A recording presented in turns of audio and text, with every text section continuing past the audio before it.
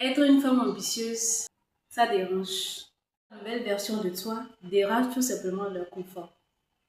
Et le plus difficile de tout ça, ce n'est pas les autres, hein. C'est ce que ça crée en toi. Parce que tu veux évoluer, mais au même moment, tu veux être accepté par les autres. C'est là qu'intervient le choix entre choisir de plaire aux gens et s'aligner en parallèle à ses objectifs. Si tu n'arrives pas à faire le choix entre plaire aux gens et s'aligner face à la situation de toi, ce conflit peut te bloquer durant plusieurs années. Mais l'ambition a un prix. Et c'est là que tu décides de payer le prix, de te retirer de la masse ou de continuer pas sur la masse. La vérité la plus importante à savoir dans tout ça, c'est que si ton évolution ne dérange personne, c'est probablement juste parce que tu n'as pas changé assez. Tu n'as pas assez évolué. Il n'y a pas eu assez de changements. Sinon, tant que tu évolues, ça va forcément déranger.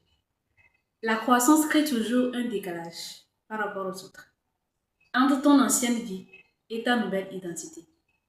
Tant qu'il n'y a pas de décalage entre les deux, cela veut dire que tu es toujours sur place. Être une femme ambitieuse, c'est apprendre à protéger ton énergie. Apprendre à savoir où est-ce que tu dépenses le plus d'énergie qu'il ne le faut. Et où tu dois ramener toute cette énergie-là sur tes objectifs, sur tes projets.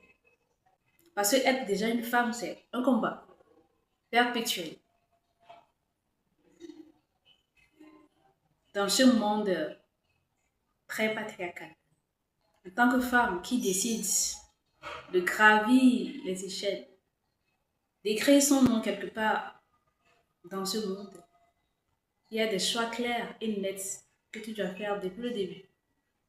Depuis le début, tu dois savoir que voilà, face à ça, je fais ça.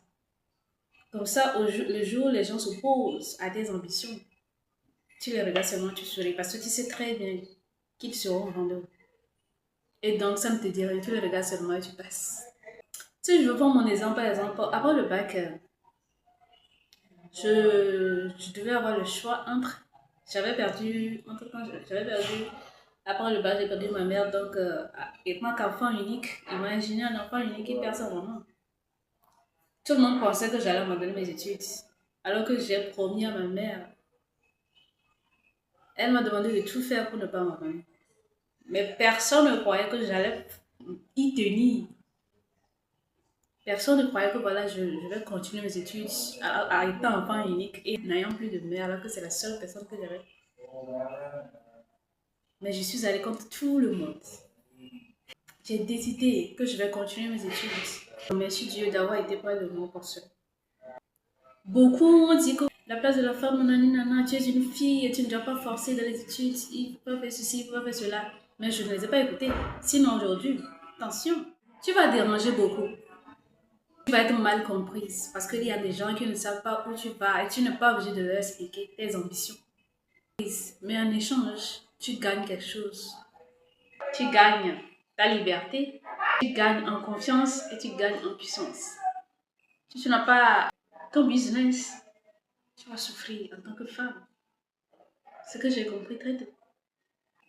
Et cela est grâce à ma mère. Dieu merci. Personne. Donc, si j'ai quelque chose à dire, c'est que voilà, être une femme ambitieuse, ça dérange, oui. Et c'est normal que ça dérange. Alors, choisissez entre déranger ou plaire aux autres.